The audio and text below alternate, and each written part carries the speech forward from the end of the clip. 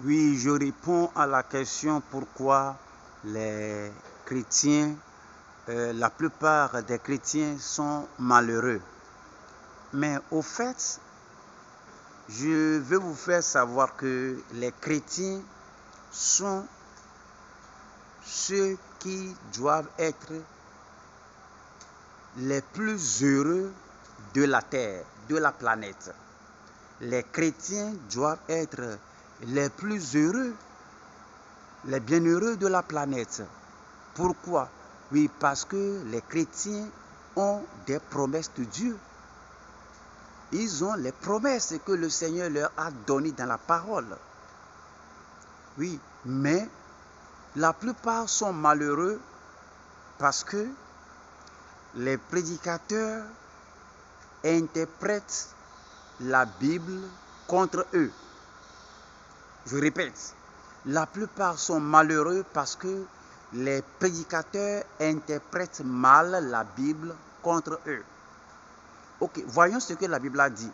En Matthieu chapitre 6, le verset 33 dit que cherchez premièrement le royaume et la justice de Dieu. Ou cherchez premièrement le royaume de Dieu et sa justice. Et toute autre chose ou toutes ces choses vous seront données par-dessus. Cherchez premièrement le royaume de Dieu et sa justice.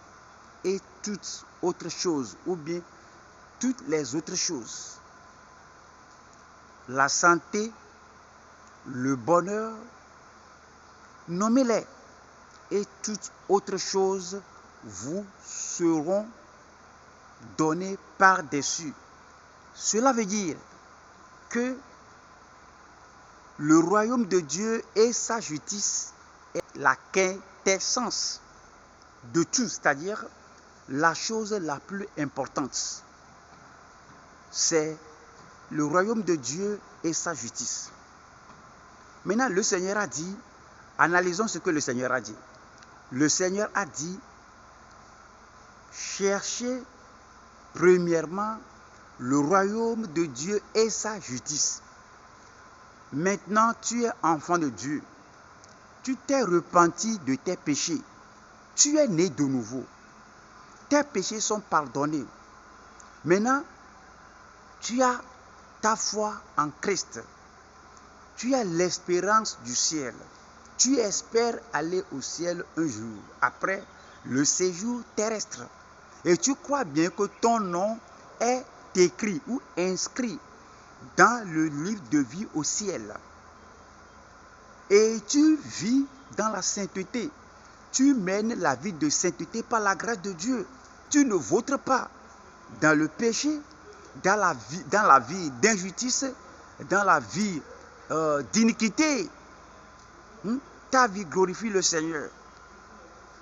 Donc, tu as déjà cherché le royaume de Dieu et sa justice. Maintenant, qu'est-ce qui te reste?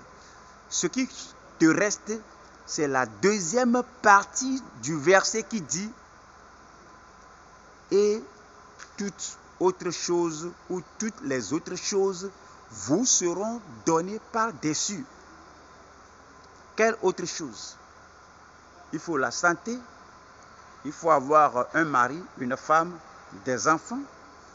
Il faut faire de bonnes affaires. Il faut que vos affaires prospèrent, s'épanouissent. Il faut que vous ayez votre maison, votre voiture. Il faut que vous ayez le nécessaire pour prendre soin de vous et de vos familles. Il faut que vous contribuiez à la vie des autres. Il faut que les gens vous voient et qu'ils sachent que vous êtes différents d'eux. Mais maintenant, on cherche le royaume de Dieu et sa justice.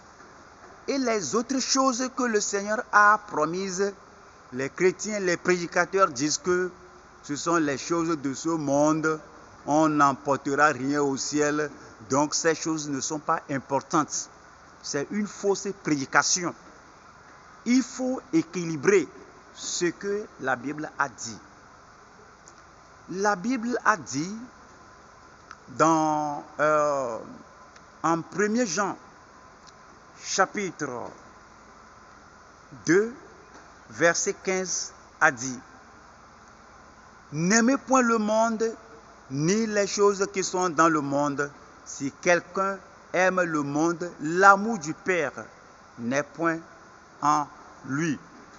Si quelqu'un aime le monde, l'amour du Père n'est point en lui. Car tout ce qui est dans le monde, la convoitise des yeux, l'orgueil de la vie et les désirs de la chair, toutes ces choses viennent du monde et ne sont pas de Dieu. Et si la Bible dit ça, ça veut dire quoi? N'aimez point le monde